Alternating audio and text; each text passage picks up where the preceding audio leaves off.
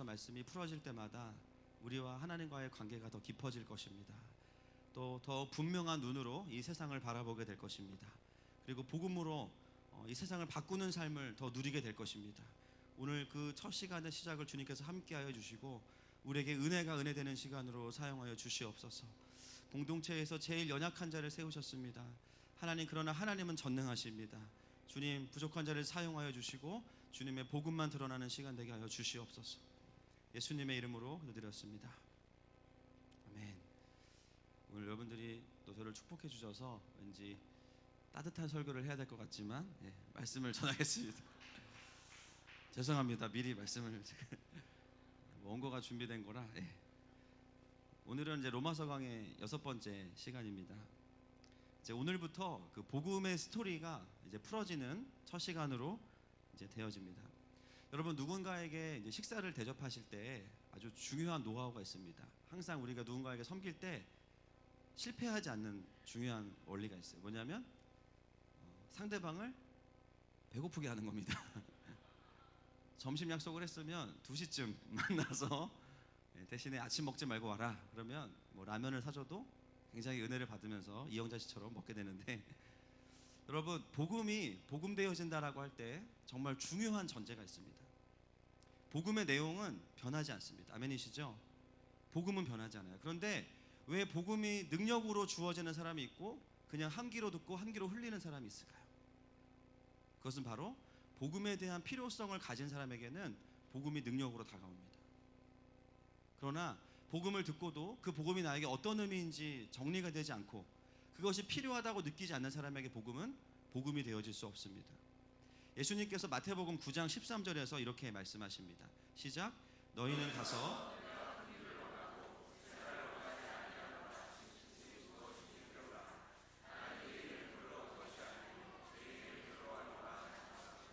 아멘. 여러분, 이 말씀은 우리가 오해하면 안 되는 것은 이 세상에 의인도 있고 죄인도 있는데 죄인들은 내가 필요하다라고 말씀하신 게 아니죠. 의인은 어떤 사람이에요? 자신이 죄인인 것을 아직 자각하지 못한 사람들이 의인입니다. 실제적인 의인들은 아니에요. 이 땅에 의인은 없기 때문에. 그렇게 살아가는 가운데 어떤 사람들이 내가 복음이 필요하고 내가 많이 아프구나, 나에게 하나님이 필요하구나 라는 것을 깨닫기 시작하면 그 사람의 마음은 겸손해지기 시작해요. 그러면서 어떻게 됩니까? 늘 듣던 복음인데 복음이 나에게 와서 말 그대로 약이 되는 것이죠. 그래서 신앙생활하기가 가장 어려운 분들이 어떤 분들이냐? 내가 왜 죄인인지 모르겠다. 교회만 가면 그렇게 죄인이라고 하는데 사실 나는 나쁜 짓도 별로 한 적이 없고 남을 때려본 적도 없고, 남을 때려본 분들은 죄인입니다. 그렇죠?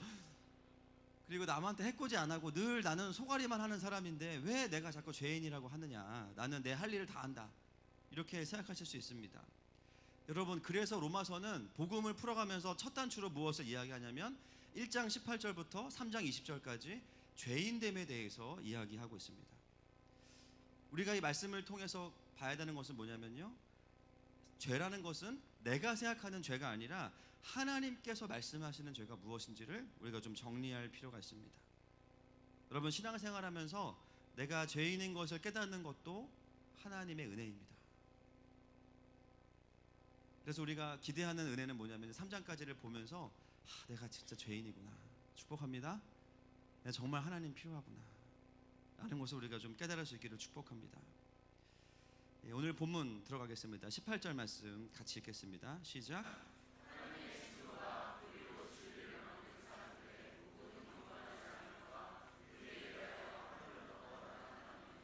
아멘. 여러분, 18절 말씀에 보면 주어가 무엇으로 되어 있습니까? 하나님의 진노, 하나님의 분노, 하나님의 심판, 이게 주어입니다. 하나님의 심판이 어디에 임한다고 나와 있습니까? 정확히 보면 두 가지인데요, 첫 번째가 경건하지 않음이라고 나와 있습니다. 경건하지 않음은 뭐냐면 원어로 보면 하나님을 경외하지 않음, 라는 뜻을 가지고 있습니다.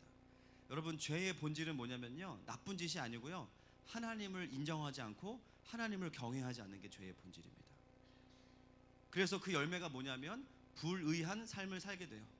하나님을 인정하지 않으니까 내 마음대로 살게 됩니다. 하나님께서 나의 삶을 향해서 가지고 계신 계획과 그 뜻에 대해서 알지 못하기 때문에 내 마음과 내 몸이 원하는 대로 살아가게 돼요. 그것이 바로 불의한 삶입니다. 이 불의한 삶에 대해서는 다음 주에 이제 24절 이후에 두 가지의 내버려 두심에 대한 이야기를 하면서 다루도록 하고요. 오늘은 첫 번째로 그 경건하지 않음, 하나님을 경외하지 않음에 대해서 좀 보겠습니다. 여러분, 인간의 죄악이 언제부터 시작되었습니까? 선악과 사건이죠. 에덴 동산에서 선악과를 따먹게 됩니다. 그 선악과의 의미가 뭐냐면 하나님을 인정하지 않는 거예요. 유일하게 하나님께서 인간에게 허락하신 약속이 뭐냐면 너희가 나를 떠나지 않는 증표로 이 선악과를 먹지 말아라.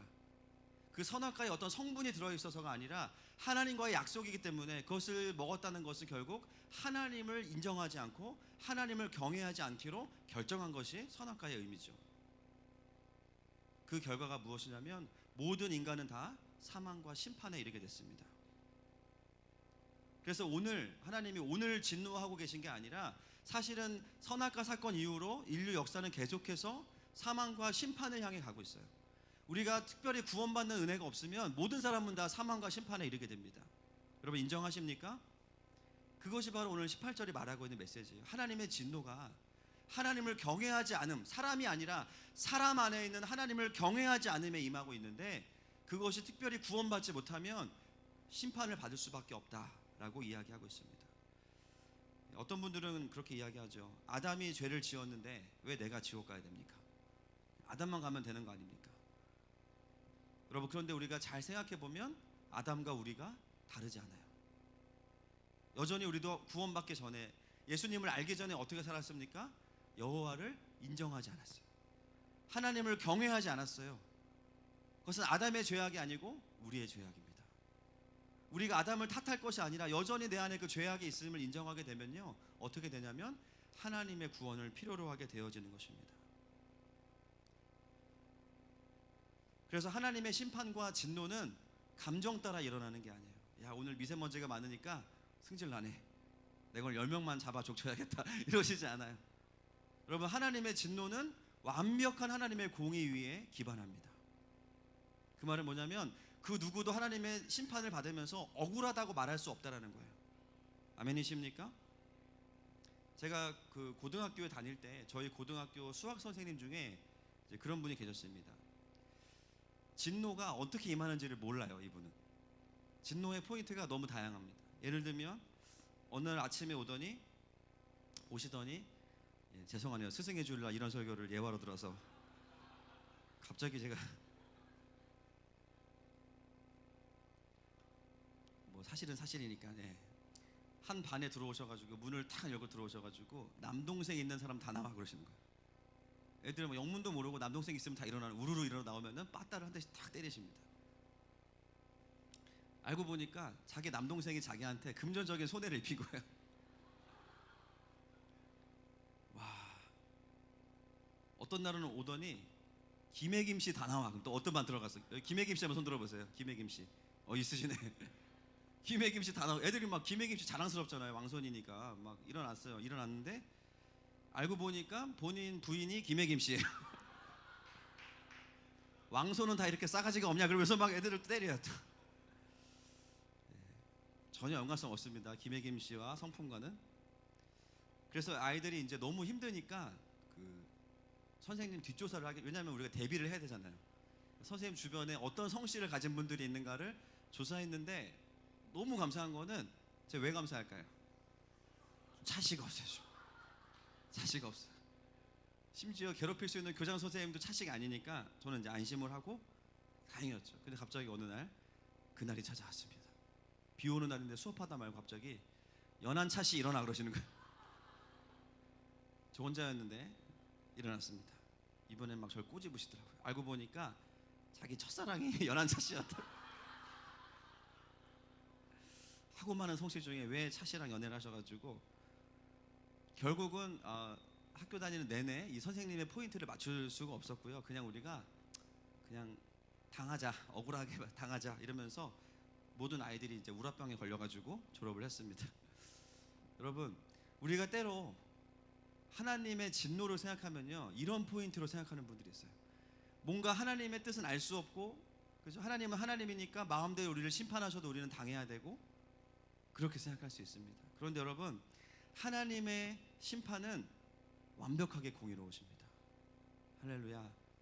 섭섭하지 않은 거예요. 그 말은 뭐냐면 때로는 내가 그냥 그렇구나라고 받아들일 수 있는 거예요. 그렇게 되면 우리가 이제 어떻게 질문을 하게 되냐면, 많은 세상에 있는 분들 중에서 나는 하나님이 계신 줄 몰랐다. 하나님이 계시다는 것을 어떻게 알냐? 내가 그것만 알았다면 내가 예수님 믿었을 거고 나는 천국에 갔을 거다. 이렇게 하나님께 따지는 분들이 있습니다. 그것에 대한 대답이 19절과 20절 말씀이에요. 같이 한번 읽겠습니다. 19절과 20절 시작.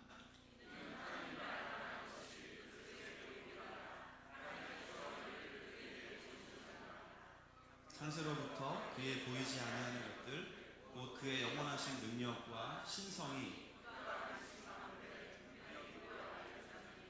그러므로 그들이 핑계하지 못할지니라. 여러분, 하나님은 우리가 그냥 나오세요 해서 볼 수 있는 분이 아니에요. 그래서 제가 말씀드렸죠. 만약에 자꾸 이제 뭘 모르는 분들이 하나님한테 나와보라 그래, 술 한 잔 드시고 나오면 내가 믿어드릴게 이러면서 막 하나님한테 나오라고 하는데, 하나님 그 순간에 나오시면 어떻게 돼요? 여러분들이 들어가셔야 돼요. 예, 먼지 속으로 들어가셔야 됩니다. 여러분, 하나님이 오시면 하나님은 존재가 거룩하세요. 내가 죄의 문제가 하나도 해결되지 않은 상황에서 주님이 오시면 우리는 소멸입니다. 여러분, 태양 온도가 6000K 정도 되는데요, 태양 위에 앉을 수도 없을 뿐더러 근처만 가면 다 타버리는 거랑 똑같습니다. 그런데 많은 분들이 객기로 하나님 나와보시면 제가 주님 믿어드릴게요, 이런 분들이 너무나 많습니다. 그것을 어디서 이야기합니까? 구약의 출애굽기와 레위기에서 거룩에 대한 이야기를 하면서 하나님 앞에 나아갈 때의 절차들을 이야기하고 있죠. 그래서 레위기를 읽으면서 우리가 무엇을 깨닫냐면, 죄라는 게 이렇게 무서운 거구나. 고르고 고른 제사장들마저도 하나님의 임재 앞에서 까딱 잘못하면 그 자리에서 즉사합니다. 그래서 그것을 해결하기 위해서 주님이 다양한 방법으로 제사의 절차를 말씀하시는 거예요. 그래서 우리가 하나님을 그냥 쉽게 나오세요 하기에는 사실 주님은 존재로 너무 부담스러운 분이신 거죠. 그거를 우리만 할까요? 주님도 아실까요? 주님도 아십니다. 그래서 하나님께서 우리에게 해를 끼치지 않는 선에서 우리에게 하나님이 살아계신다는 것을 증거하는 방법이 뭐냐? 모든 자연 만물을 통해서 우리에게 하나님의 능력과 신성을 보여주시는 거예요. 교회를 다니든 교회를 안 다니든 상관없이 모든 사람들이 적어도 하나님이 존재하신다라는 것은 누구도 오늘 본문에 보면 핑계할 수 없을 만큼, 할렐루야, 자연 만물을 통해서 하나님은 드러내시는 거예요. 이 아름다운 자연과 그 안에서 살아가는 우리들은 절대로 우연히 만들어진 존재가 아닙니다. 아멘이십니까? 비록 우리가 거울을 볼 때마다 자기 마음대로 생겼네 이렇게 생각할 수 있습니다. 그러나 그것은 계절 탓입니다. 우리 중에 누구도 이 자연 만물 어떤 것도 우연히 생겨난 것은 없어요. 히브리서 3장 4절 말씀 같이 읽겠습니다. 시작. 집마다 지은이가 있으니. 로마서 11장 36절. 이는 만물이 주에게서 나오고 주로 말미암고 주에게로 돌아감이라. 그에게 영광이 세세에 있을지어다. 아멘. 창세기 1장 1절 시작. 태초에 하나님이. 아멘. 여러분, 성경은 수십 군데 수백 군데에서 하나님께서 의도와 계획을 가지고 이 세상과 우리를 창조하셨다고 이야기하고 있습니다. 여러분, 우리가 살아가는 세상은요 온통 하나님으로 둘러싸인 세상이에요. 그렇게 하나님의 존재를 알게 되고 인정하게 되는 사람들은 어떻게 되냐면요, 그 하나님을 궁금해하기 시작합니다. 그러면 어떻게 됩니까?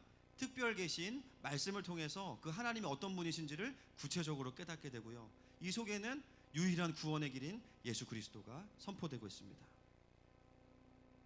여러분, 하나님을 모르는 사람들은 어떻게 이 세상을 해석합니까? 우연히 생겼다라고 이야기합니다. 우연히. 여러분 아시겠지만 저는 이제 공대 출신입니다. 공학을 공부했고 컴퓨터와 여러 가지 저와 맞지 않는 학문들을 했습니다. 늘 제가 드는 비유 아시죠? 열심히 학교에서 공부해서 만드는 인공위성보다 하나님께서 만드신 똥파리가 더 위대합니다. 아까 계셨는데 어디 가셨는지 모르겠어요. 똥파리가 일부 예배 때 계셨는데 어디서 계신 것 같아요. 좀 다니시는 것 같습니다. 완벽한 자세 제어 시스템. 할렐루야. 스스로 에너지를 만들어내요. 똥파리는. 인공위성은 태양열과 조금만 각도가 어긋나면요 방전됩니다. 사람이 모든 지혜를 다 종합해서 만든 인공위성과 똥파리를 비교하면 똥파리가 훨씬 비싼 거예요. 근데 우리는 막 죽이죠. 회개하십시오. 돈으로 따지면 수천억이에요, 여러분. 똥파리 한 마리마다. 물론 시간이 지나면서 과학기술이 발전하면서 근접한 것들을 만들어낼 수 있어요. 제가 옛날에 이제 비행기 날개와 새의 날개를 비교하면서 비행기 중에 이렇게 나는 비행기 없다. 요즘에 나왔더라고요, 보니까. 예, 나올 수 있어요. 그러나 여전히 새의 날개의 섬세함을 사람이 만든 비행기가 따라가는 것은 불가능합니다. 그런데 우리는 어떻게 생각해요? 인공위성이나 비행기는 누가 만들었다고 생각합니다. 보지도 않았으면서. 그러면서 똥파리와 그리고 새는 그냥 생겼다고 이야기해요. 여러분, 이게 이해가 되십니까? 저는 그렇게 말하는 분들을 만날 때마다 늘 축복해 드립니다. 정말 믿음이 좋으시다고. 대단한 믿음이라고. 여러분, 이 교회 건물이 지어지는 과정을 본 분 한번 손들어 보세요. 장로님 빼고. 없어요. 근데 여러분, 우리가 알고 있어요. 이 건물은 누가 지었어요? 누가 지었을까요? 우리는 알고 있습니다. 우리는 건물이 지어지는 과정을 본 적도 없으면서 누가 지었다고 믿고 있어요. 그런데 이 엄청난 섬세하고 아름다운 대자연을 보면서는 그냥 생겼다라고 생각합니다. 그런 분들에게 예수님이 하시는 평가는 뭔지 아십니까? 내가 대한민국에서 이만한 믿음을 본 적이 없다. 전 동의합니다. 엄청난 믿음을 가지고 진화론을 믿고 살아가는 분들이 너무나 많습니다. 이 세상엔 그냥 생겼고 의도가 없이 우연히 생겼다는 것은 과학적으로 여러 가지로 논증을 하지만 결국에는 마지막에 가서는 믿음을 사용해야 되는 거예요. 그리고 사람도 보면요, 놀라운 것은 뭐냐면 우리가 진화로만 세워졌다면 결국은 필요한 기능들을 우리가 탑재하면서 진화가 되는데, 그러려면요 우리에게는 지금 어떤 기능이 있어야 되면요 살아가는데 필요한 것만큼만 있어야 되는 거예요. 근데 그렇게 따지면 인간은 어떠냐면요 굉장히 오버스펙입니다. 먹고 사는 게 목적이라면 여러분 우리가 너무 천재예요. 우리는 스마트폰도 하고요, 인터넷 배킹도 하고요, 오락도 합니다, 티라노랑 싸우기도 합니다. 그리고 인간이 느끼는 가치의 문제, 행복 어떻게 설명할 수 있습니까? 기쁨, 보람, 감사, 영성, 재미, 어이없음 어떻게 설명할 수 있을까요? 패닉 상태 설명이 불가능하죠. 이런 가치의 문제까지도 갈 필요가 없습니다. 사람의 존재가 얼마나 신비롭습니까? 여러분 얼굴에 근육이 몇 개 있는지 아세요? 24개가 있습니다. 근데 24개의 근육이 몇 개의 표정을 만들어내는지 아십니까? 10,000가지 이상의 표정을 만들어낸대요. 그래서 저는 설교가 너무 힘듭니다. 여러분들 표정이 100가지가 넘어요. 졸리다, 무슨 말이냐, 은혜 받았다, 뭐 여러 가지 표정이 저희가 다 얘기하고 계시기 때문에 설교가 너무 힘듭니다. 가면을 써야 되나 그래서 또 합니다. 놀라운 것은 이 얼굴에 24개의 근육이 10,000가지가 없는 메시지를 사람들에게 전달할 정도로 섬세하게 만들어져 있어요. 머리카락은 자라나는데 제가 오늘 이제 확실히 알았습니다. 눈썹이 안 자라는 게 아니고요, 눈썹의 수명이 짧대요. 요만큼만 자라고 빠지도록 설계가 되어 있어서 한 뼘 차이인데 머리는 계속 자라는데 눈썹은 빨리빨리 빠진대요 라고 세계적인 피부과 의사 임철환 박사님께서 얘기해 주셨습니다. 그 아들이 저에게 이야기해 주셨어요. 정말 사람만 관찰해도 신기한 게 한두 가지가 아닙니다. 여러분 학문 어떻습니까? 하나님의 살아계심을 드러내고 하나님께서 만드신 세상을 탐구하는 것이 공부의 목적이에요. 근데 결국 그 공부도 타락했기 때문에 하나님을 배제하고 가르쳐지고 있는 게 문제죠. 원래 이 공부의 부르심은 무엇입니까? 물리학의 부르심. 하나님이 만드신 자연 법칙을 연구하면서 이 세상을 그렇게 만드신 하나님을 찬양하는 겁니다. 생물학, 생명의 신비를 보면서 야, 하나님이 이렇게 생명의 신비를 주셨구나, 하나님의 손길을 발견하고 찬양하는 거예요. 미술, 음악, 하나님과 하나님이 만드신 세상의 아름다움을 찬양하도록 우리에게 주신 거죠. 도덕과 윤리, 사람의 삶의 기준으로 하나님께서 만드신 인간이 얼마나 도덕적이고 윤리적인지를 확인하는 겁니다. 여러분 유물론적 진화론이 이런 것들을 설명해낼 수 있습니까? 불가능합니다. 모든 것을 다 호르몬의 문제로만 바라보게 되죠. 우리가 무엇을 깨달을 수 있습니까? 자연을 잘 묵상하면 하나님이 만드셨구나, 하나님이 살아계시는구나. 그래서 오늘 본문은 우리에게 이렇게 이야기하죠. 누구도 핑계댈 수 없다. 옆 사람에게 핑계대지 맙시다. 시작. 핑계댈 수 없어요. 여러분, 생각보다 많은 분들이 자연을 바라보다가 교회의 문을 두드리는 분들이 많습니다. 저희 교회도 그런 청년들이 있죠. 살다 보니까 왠지 하나님이 계신 것 같아서 궁금해서 교회 한 번 왔는데 코 꼈어요. 그래가지고 복음을 듣게 되고 그분이 어떤 분이신지 알게 되고 알아가고 있죠. 창세로부터 타락한 이후에도 하나님은 하나님께서 살아계시다는 것을 우리들에게 일관되게 말씀하고 계세요. 특히나 여러분, 대한민국에서 태어난 것은 정말 하나님의 축복입니다. 아름다운 강산을 보면서 하나님의 살아계심을 느낄 뿐만 아니라 놀라운 것은 동네마다 건물마다 교회가 있어요. 그 교회 가면 뭐라고 이야기합니까? 다 똑같은 얘기합니다. 물론 각자의 말투는 사투리도 다를 수 있지만 중요한 건 뭐냐면요, 다 똑같은 얘기예요. 주님이 창조하셨다. 하나님이 창조하셨다. 예수님을 통해서 우리를 구원하셨다. 그 예수님만 믿어야 된다. 다 똑같은 얘기합니다. 이런 얘기 안 하면 이단이에요. 어디든지 내가 마음만 먹으면 가서 하나님에 대한 이야기를 들을 수 있고 성경을 구할 수 있는 나라, 대한민국. 심지어 밤에 TV를 틀었더니 유명한 목사님이 나와서 설교하시는 나라, 대한민국. 그리고 전철역마다 전도하는 분들이 계시고 때로는 전철에 찾아와서 전도하는 분들도 계세요. 심지어 예수님을 만났다고 말하는 부모님이나 친척, 친구들이 주변에 있습니다. 나를 위해 기도하는 사람이 있어요. 여러분, 하나님이 없다고 핑계댈 수 있을까요? 절대 될 수 없습니다. 나는 주님이 계신지 몰랐습니다 라고 말할 수 없다는 거예요. 놀라운 것은 그럼에도 불구하고 충격적인 사실은 완전히 하나님께 둘러싸여 살아가면서 뭐라고 이야기하냐면 하나님이 계신지 몰랐다고 이야기합니다. 정말 대단한 믿음이죠. 가만히 보면 정말 하나님에게 설득당한 것이 아니라, 설득당하지 않았다는 것이 아니라 그 마음속에 하나님을 마음에 두기 싫어하는 마음이 있었다는 것이죠. 영적인 사춘기입니다. 하나님이 계시면 안 될 것 같고 하나님이 싫은 거예요. 그냥 여러분의 자녀들이 여러분들이 해주는 밥을 먹고 사주는 옷을 입고 여러분들이 만들어 놓은 방에서 잠을 자고 그 모든 게 다 누가 해준 겁니까? 부모들이 해준 겁니다. 심지어 그들이 갖고 있는 DNA도 누가 준 거예요? 부모들이 준 거예요. 그런데 이 녀석들이 사춘기가 되면서 뭐라고 해요? 자기 혼자 큰 것처럼 말하죠. 엄마 아빠가 나한테 해준 게 뭐 있어? 여러분, 그럼 어떤 마음이 드세요? 죽여버리고 싶습니다. 그렇죠? 솔직해집시다. 내가 저걸 왜 낳았을까? 이런 마음이 막 잠깐 0.1초 싹 지나가지만 다시 주님하고 행복하지만, 놀라운 것은 뭐냐면 하나님을 향해서도 우리가 그렇게 반응한다라는 거죠. 하나님을 마음에 두기 싫어하는 거예요. 온통 하나님으로 둘러싸여 살아가면서 하나님이 보이지 않는다, 하나님이 없다, 이렇게 이야기합니다. 여러분, 우리가 고집 부리는 것과 상관없이 하나님은 살아계십니다. 21절 말씀 같이 읽겠습니다. 시작.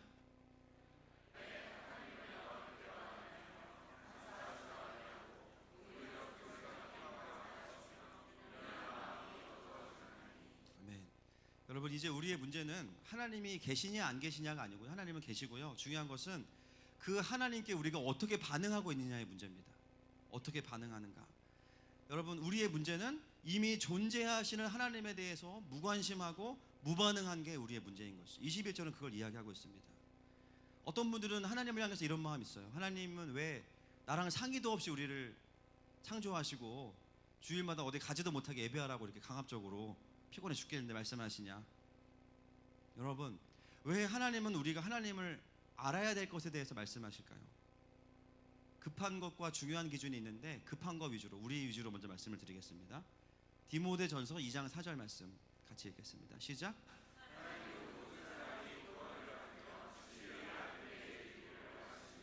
네. 지금의 상태에 우리가 하나님을 아는 것은 우리에게는 구원의 문제이기 때문입니다. 우리가 지금 현실 파악이 안 되는 분들을 제가 가끔 만나요. 하나님께 우리가 큰 소리 칠 상황이 아닌데도 본인들이 갑인 것처럼 생각하는 분들을 가끔 만납니다.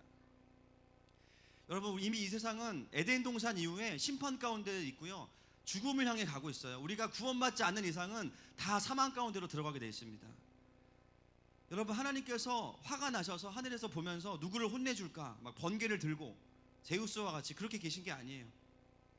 하나님의 마음은 무엇이냐면 사망을 향해 가고 있는 영혼들에게 그들을 어떻게든 구원하시는 것이 하나님의 마음이십니다. 우리들을 위해서 예수 그리스도를 이 땅에 보내셔서 우리를 위해 죽이셨어요. 그리고 유일한 구원의 길을 만들어 놓으셨어요. 그리고 나서 하나님이 하시는 일이 뭐냐면요, 자연 만물을 통해서 내가 살아있다라고 손을 흔들고 계시는 거예요. 우리가 하나님을 발견할 수 있도록 여러 가지 방법을 통해서 우리에게 말씀하시는 거예요.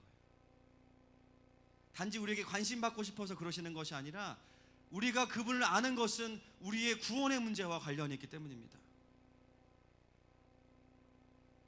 그래서 여러분, 태양과 수많은 바람과 나무들이 우리에게 말하는 거예요.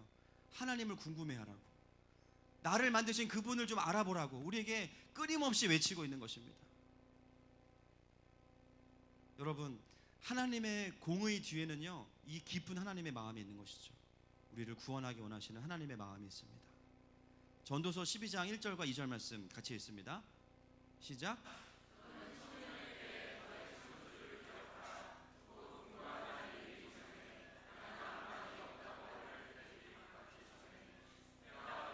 달과 별들이 어둡기 전에. 아멘. 너는 청년의 때, 나는 청년이 아니니까 지났다, 이것이 아니라 우리가 할 수 있을 때 곤고한 날이 이르기 전에 너의 창조주를 기억하라. 여러분이 하나님의 외침이 들리십니까? 많은 분들이 하나님을 만나고 나면 다시 기억하게 되는 거예요. 하나님이 내 인생에 함께 하셨었구나. 설령 내가 교회 나오지 않을 때에도, 내가 영적인 침체 가운데 있을 때에도, 내가 정말 하나님을 원망하는 그 순간에도 하나님은 나와 함께 하셨구나. 그것을 다시 기억하게 되는 것입니다. 여러분, 불이 났는데요, 차분하게 집에 앉아서 지금 막 불이 타들어가고 있는데 불이 얼마나 뜨거운 거 보자, 이게 진짜 불인지 확인해 보자, 이런 사람 아무도 없습니다. 여러분, 집에 불 나면 어떻게 하실 거예요? 그렇죠? 얼른 통장 들고 나르시겠죠? 옷을 입었는지 안 입었는지 나도 몰라, 막, 그죠? 그냥 잽싸게 튀어나갑니다. 여러분, 하나님을 아는 문제는 우리에게는 그런 급한 문제인 거예요. 하나님을 아는 문제는 우리에게 회복의 문제인 거예요. 죄 가운데 완전히 어그러지고 왜곡된 세상 속에 살아가면서, 불구덩이에 살아가면서 하나님을 발견한다는 것은 무슨 의미냐면 종교를 갖는다는 것이 아니라 내가 다시 생명을 경험하게 되는 것입니다. 다시 부흥을 경험하게 되는 것이죠. 원래 하나님이 창조하신 그 상태로 돌아가는 것, 그것이 하나님을 아는 것의 의미인 것입니다. 여러분, 일단 예수님을 믿으시기를 축복합니다. 우리에게는 급한 문제인 것이죠. 두 번째는요, 중요하고 본질적인 이유입니다. 두 번째로 우리가 하나님을 알아야 되는 이유는 우리를 창조하신 목적이기 때문이에요. 창조하신 목적, 그것은 뭐냐면 오늘 21절에 드러나 있죠. 하나님을 알되 하나님을 영화롭게 하고 하나님께 감사하는 삶, 그게 우리를 창조하신 목적인 줄로 믿습니다. 여러분들이 편의점을 차렸습니다. 종업원들을, 알바생을 썼어요. 알바생이 근데 이제 나중에 와보니까 하라는 일은 하지 않고, 보니까 알바생이 거기에 있는 모든 음식을 다 먹었어. 손님들 못 오게 다 문 잠가놓고 혼자 막 부어라 마셔라 다 먹었어요. 여러분, 그런 알바생을 어떻게 하시겠습니까? 축복해 줍니까? 존재로는 축복할 수 있지만 내일부터 나오지 말라고 하겠죠. 여러분, 하나님과 우리의 관계는요, 그걸 훨씬 초월한 관계입니다. 창조주와 피조물이에요. 하나님께서 우리를 창조하신 목적이 뭐냐면 하나님을 영화롭게 하고 그분을 감사하는 것입니다. 그것은 사랑인 동시에 사명인 것입니다. 동의하십니까? 하나님을 안다라는 것은 하나님의 존재를 인정하는 것으로 끝나는 것이 아니라 그 하나님을 영화롭게 하고, 영어로 보면 글로리파이죠. 하나님의 뜻을 추구하고 하나님의 영광을 추구하고 하나님께서 영광 받으시는 것을 내가 가장 큰 갈망으로 여기는 것, 그리고 하나님을 감사하는 것. 감사하다는 다른 말로 표현하면 따라하겠습니다. 감탄하다. 예, 감탄이 뭔지 모르시겠으면 이영자 씨가 닭볶음탕 먹는 거 보시면 돼요. 저는 그걸 보면서 예배는 저렇게 드려야 되는데, 그 막 닭볶음탕을 만든 분의 의도를 다 알아차려. 막 처음엔 칼칼했다가 마지막은 달짝지근했다가, 그죠? 면도 라면 사리도 얇은 걸 집어넣어야 되고 막 먹고 있는데 내가 너무 먹고 싶은 거예요. 여러분, 예배는 그런 것입니다. 할렐루야. 근데 하나님을 내가 누리고 느끼는 것이죠. 감사는 억지로 하는 게 아니에요. 하나님을 아는 사람은 경배와 감사를 하게 되어 있습니다. 그것이 우리를 창조하신 하나님의 목적이라는 것이죠. 나의 마음과 뜻과 힘을 다해서 기쁨으로 그분을 경배하고 그분의 뜻을 순종하는 게 우리에게는 가장 행복한 일이에요. 예배하는 게 가장 행복한 일입니다. 그런데 그것에 실패한 사람들은 어떻게 살아가는가? 썩어질 세상의 영광과 하나님의 영광을 바꾸어 버립니다. 원래 우리를 창조하신 목적은 하나님께 영광을 돌리는 것인데 그 삶을 포기하고 세상의 영광과 바꿔버려요. 순종이 없고요, 하나님의 영광을 향한 갈망이 없습니다. 그것이 21절이 말하고 있는 세상 속에 있는 사람들의 모습이에요. 믿지 않는 자들. 여러분들 친구들 중에도 이런 분들이 많으실 거예요. 나는 하나님이 계신 건 알아. 오, 전도할까? 생각했는데 얘기해 보니까 거기서 끝이에요. 신은 있는 것 같아. 근데 나랑 아무 상관없어. 부분적으로 인정하고 자기 마음대로 삽니다. 그러면서 어떻게 살아갑니까? 스스로 지혜 있다 하나. 내가 스스로 예측하고 분석해서 살아가요. 스스로 지혜 있다고 착각합니다. 물론 다른 사람보다 머리가 조금 좋을 수 있겠죠. 하나님에 비하면 비교할 수 없습니다. 그리고 살아가는 그의 삶의 인생이 뭐냐면 자신의 영광을 자기가 추구하면서 자기를 통해 받아야 될 하나님의 영광에는 아무 관심이 없습니다. 세상에 썩어질 것들과 바꾸고 살아갑니다. 나를 창조하신, 나를 이 땅에 존재하게 하신 하나님의 목적을 상실한 채로 살아가는 삶. 세상에 하나님을 인정하지 않는 수많은 사람들이 이렇게 살아가고 있습니다. 그냥 하나님은 존재하시는 것 같은데 그분의 뜻에는 관심 없어. 결론은 뭘까요?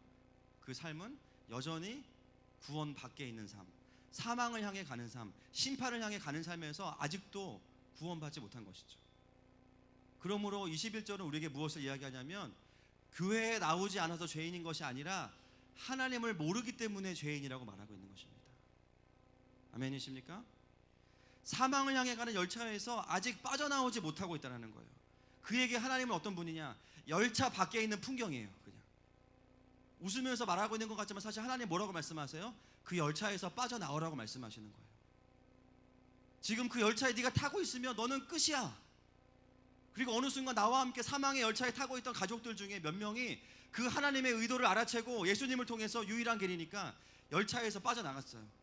밖에서 우리에게 손짓하고 있습니다. 지금 그 열차에 너가 타면 안 된다는 거예요. 여전히 우리는 어떻게 합니까? 고민하지만 하나님이 계신 것 같지만 나는 그 열차에서 빠져나오지 않고 여전히 썩어질 영광을 쫓아서 내 스스로의 지혜를 의지해서 그냥 살아갑니다. 이것이 세상 사람들의 모습이에요.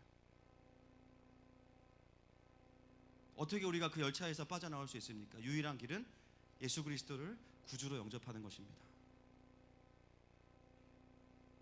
혹시 하나님을 존재로만 인정하고 계신 분들이 계신다면 꼭 예수님을 믿으실 수 있기를 축복합니다. 제가 21절 말씀을 묵상하면서 마음에 부담이 온 건 뭐냐면요, 세상 사람들은 깔끔해요. 21절 들이대면 맞다, 나는 하나님 신이 계신 것 같지만 나랑은 상관없어, 나는 지옥 갈게, 끝나요. 그냥 깔끔해요. 근데 우리를 헷갈리게 하는 건 뭐냐면요, 교회 안에도 21절 말씀대로 살아가는 분들이 계시다. 말씀대로 살아간다는 게 긍정적인 의미일 수 있지만 제가 지금 드리는 말씀은 부정적인 의미입니다. 하나님을 안다고 말합니다. 하나님을 만났다고 이야기합니다. 내가 그리스도인이라고 말합니다.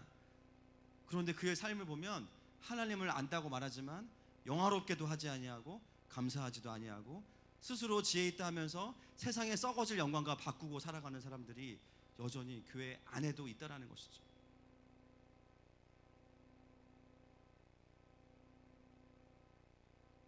어떻게 우리가 이 상황들을 이해할 수 있을까요? 몇 가지로 제가 정리해 봤습니다. 첫 번째는요, 스스로가 스스로에게 속고 있는 분들이 있어요. 내가 하나님을 안다고 잘하고 싶은 마음이 있는데 잘 안 되는 거죠. 어떤 분들은 교회에 나왔지만 아직 하나님을 잘 모르기 때문에 알아가는 과정에 있는 분들은 이럴 수 있습니다. 부분적으로, 과정적으로. 그런 어떤 분들은 교회를 오래 다니고 한참 다니고 익숙함에도 불구하고 여전히 21절에 나오는 모습으로 살아가는 분들이 있어요. 쉽게 말하면 내가 나에게 속고 있는 거죠.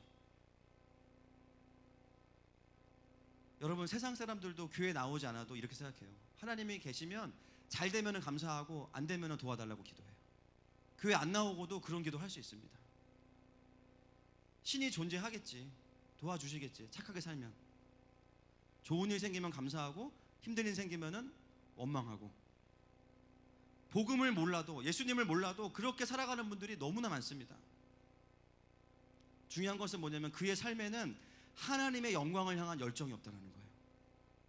내가 누리고 영광 받는 것에 대한 열정은 있지만 하나님께 드리는 열정은 없다는 거예요. 오늘 예배드리고 한 형제가 어떤 의미인지는 모르지만 저에게 그런 고백을 했어요.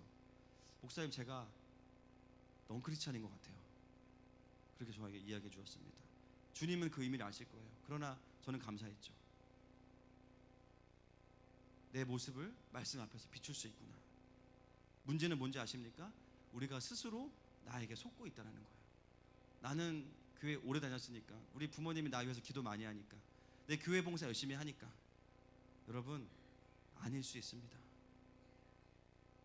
더 심각한 건 뭐냐면요, 세상 사람들은 깔끔하지만 교회 안에 있는 사람들은요, 스스로 속이면 이렇게 되는 거예요. 하나님이 있다고 말하고 살아가면서 하나님을 무시하고 살아갑니다.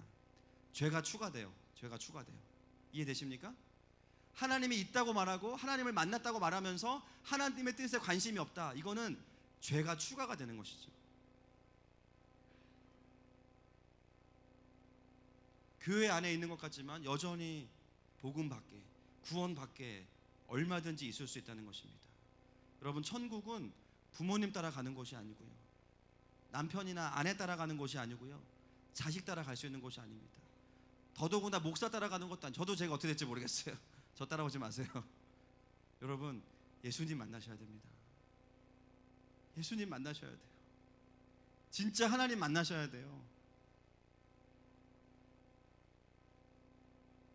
세상의 영광을 따라가는 삶을 멈추시기를 축복합니다. 21절의 말씀이 우리에게 반대로 이루어지기를 축복합니다. 방법은 하나예요. 겸손하고 정직하게 복음 앞에 나와서 하나님께 요청하는 방법밖에 없습니다. 주님, 저를 만나 주십시오. 저에게 예수님을 가르쳐 주십시오. 그 방법밖에는 없어요. 또 한 부류는요, 21절의 삶을 살고 있는 분들 중에는 이런 분들이 있습니다. 과거에 진짜 하나님 만났어요. 하나님을 알았어요. 그런데 어느 순간 하나님을 아는 삶이 멈추어진 분들이 있습니다. 그런 분들은요, 어느 순간 경배가 없고요, 감사가 없습니다. 여러분, 신앙생활 해보시면 아시겠지만 날마다 막 경배와 감사가 이유가 쏟아지십니까? 막 내가 홈플러스 가면 그 순간부터 타임세일에 막 들어가요. 막 삼겹살 600g 지금부터 500원, 막 갔더니 내가 1등이야. 이런 게 계속 벌어집니까?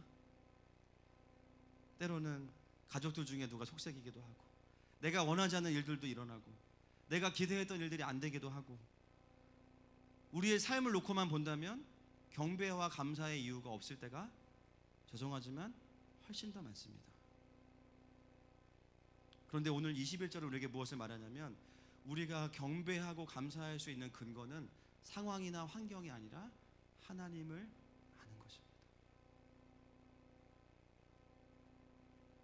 모든 상황 속에서 하나님을 아는 사람은 경배하고 감사할 수 있어요. 여러분, 우리의 인생에 하나님의 하나님 되심은 모든 상황 속에 유효합니다. 경배와 감사는 우리가 하나님께 드려야 되는 사랑과 사명이죠. 어떤 상황에도 우리가 무엇을 추구해야 됩니까? 그분의 영광을 추구하는 거예요. 그게 우리를 만드신 목적이에요. 여전히 선하신 하나님을 바라보면서 감사하는 것이 피조물된 우리의 존재의 목적입니다. 그것은 상황으로부터 오는 것이 아니라 하나님을 알게 될 때 가능한 것입니다. 여러분, 내 삶에 진정한 경배와 감사가 멈추어져 있다면 여러분, 다른 것에 실패하신 것이 아니라 하나님 알기에 실패하신 거예요. 내가 그 상황 속에서 하나님 마음을 받아내지 못한 거, 그게 문제입니다.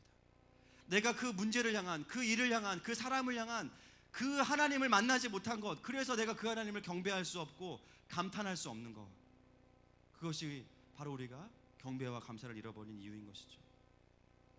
여러분, 오늘 본문에 보니까 하나님을 알지 못하는 세상 사람들도 하나님이 자연 환경을 통해서 감싸고 계시는데, 여러분, 우리가 누구예요?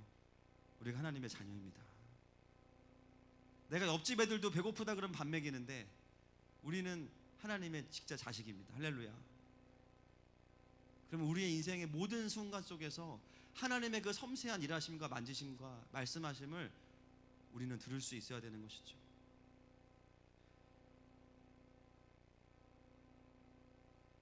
오늘 이 예배 가운데 내 삶 가운데 보지 못하던 하나님의 일하심이 보여질 것입니다. 그 속에서 경배와 감사가 터져 나올 것입니다. 지금껏 경배와 감사로 살아오신 분들, 더 깊은 경배가 임하기를 축복합니다. 여러분, 우리가 기독교인이기 때문에 경배하고 감사를 드려야 되는 것이 아니라 모든 피조물은 다 경배하고 감사를 드려야 되는 거예요. 주님을 모르던 자들은 하나님을 알게 돼서 경배와 감사를 드리고, 멈추어진 자들은 다시 하나님을 발견하고 경배와 감사를 드리게 되고, 경배와 감사의 삶을 살던 분들은 또 더 깊은 하나님을 만나서 그분을 경배하고 감사하는 것입니다.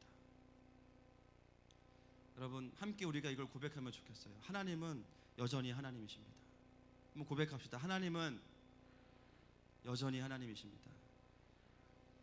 7분 아직 안 하셨어요. 다시, 하나님은 여전히 하나님이십니다. 이 시간에 함께 주님 앞에 나아가십시다. 우리의 삶 속에 내 생활